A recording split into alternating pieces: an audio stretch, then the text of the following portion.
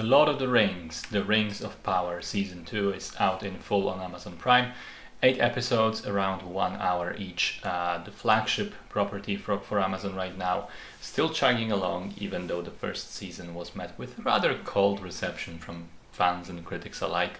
But with the absurd amounts of money that Amazon has invested in this show, it's hard to expect a cancellation. I fully expect them to deliver the full 5 seasons as originally planned. Now, the first season was incredibly disappointing because of how flat and boring the writing was. The show had multiple independent storylines, but none of them really made me interested or engaged, and a lot of them never really even intersected. The second season, if you ask the internet, has been an improvement over that, and I would cautiously agree, but in my mind, it's not an improvement that makes significant difference overall. Put it like this: season 1 for me was a 4 out of 10. Season 2 is a 5. Is it better? Yes, noticeably. Is it good enough to really, be worthy of recommending it to other people? Sorry to say, but no. Story-wise, we're continuing where we left off at the end of the previous season. Sauron's deception has been discovered at Lindon, and the elves there are left with a conundrum. Do they allow the tree of Valinor to wither, lose their immortality and leave Middle-earth forever? Or do they risk using the 3 rings of power to restore the tree with whatever sinister consequences there may be? Meanwhile, Sauron, who can no longer pretend he's the stupid, sexy human king, assumes the identity of stupid, sexy elven angel named Anatar and manipulates his way into Eregion, slowly pushing Celebrimbor to continue his work and create the next set of rings. Meanwhile, the dwarves at Khazad-dûm have an existential problem because part of the mountain collapses, putting their entire civilization at risk. But maybe they could receive and use some new rings of power to fix that. Meanwhile, Adar is gathering his orc armies to march on Eregion because he correctly suspects that Sauron is there hiding and he wants to destroy him once and for all. Meanwhile, totally not Gandalf is still hanging out with totally not hobbits, this time around in a desert, seeking help with Tom fucking Bombadil of all people. Meanwhile, back in Númenor, there's some really badly written succession drama still going on. And also, meanwhile, Isildur and Arondir are still here, dicking around in Pelargil, doing absolutely nothing interesting for the entire season. I think that's about it. I think I didn't omit any of the storylines, although it is hard to keep track because once again, most of them, there's so many, and then once again, they're so disconnected from one another. But I do want to start with the good stuff because there is genuinely some good stuff here. First of all, and this is kind of a repeat of the first season, but the show does look gorgeous. The wide location shots, the set design, most of the costumes, the CGI. I mean, on that front, you can see where the money is going. It really is one of the most beautiful shows out there. Secondly, I do think there are interesting things happening here and there when it comes to the writing, which is a nice surprise. The best storyline by far is the one with stupid sexy Sauron and Celebrimbor. It's interesting to see Sauron be a manipulative villain, pretending to be a friend, getting into Celebrimbor's good graces, as well as at the same time fleshing out Celebrimbor himself as someone who wants to do good for the world, but easily falls into the trap of his own hubris and pride. The 2 actors are doing a good job as well, so whenever the show would switch to this storyline, it was actually becoming interesting. I don't want to say it's perfect because I don't think it is. You could still have executed it much better, but at least there's something in the show to latch onto, something that caught my attention and interest. Just short of that are the 2 sort of most connected to this one storylines, which is the elves in Lindon and the dwarves in Khazad-dûm. They do kind of mirror each other in the sense that both groups face an existential problem and they have to decide whether to use the magical rings to fix that problem. In the case of the elves, it's the immortality fading away. In the case of the dwarves, it's the mountain collapsing. I would say though that it's better set up on paper than it actually is executed, unfortunately, because I mean, in the case of the elves, the whole storyline is resolved very quickly, partly already in the first season finishing moments.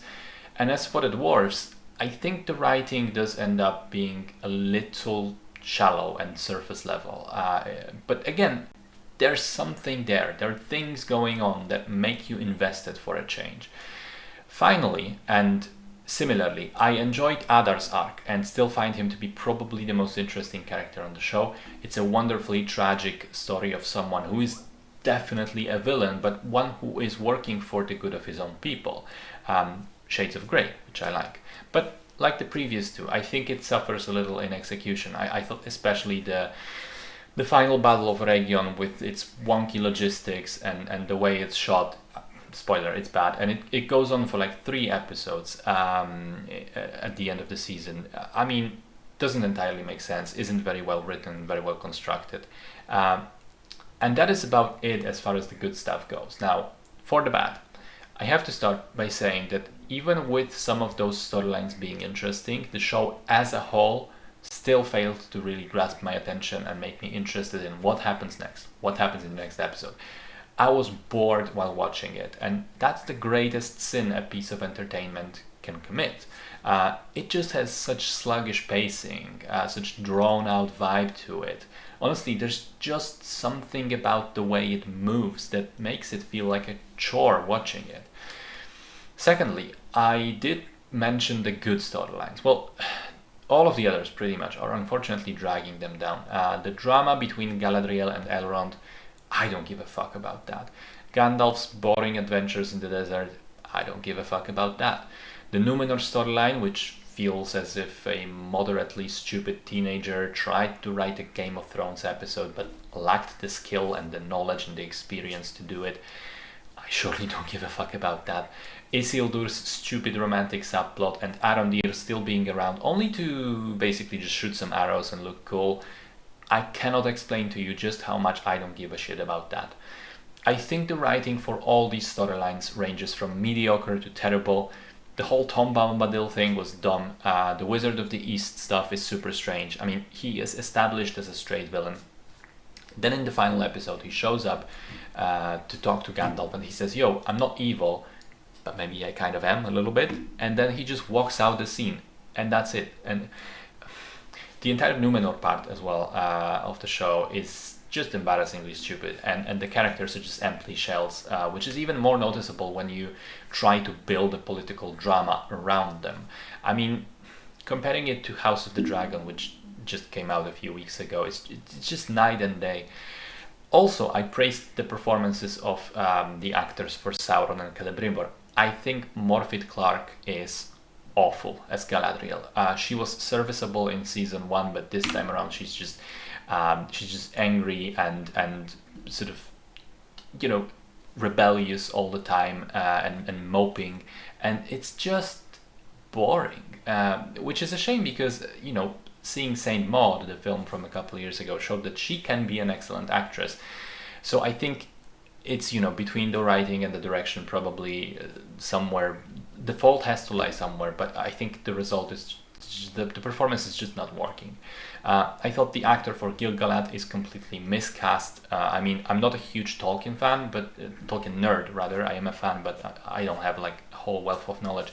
But as far as I know, this guy is supposed to be an absolutely legendary elf, like one of the most important characters in the entire Legendarium, and he's, you know, he's supposed to be commanding respect and reverence from everyone around him, and he just gives the impression of an overweight boss at your job who just asks if he can stay later today. But okay, before I go on too many rants, the gist of the review is this: it is a better season than the first one, and there are genuinely good elements in it.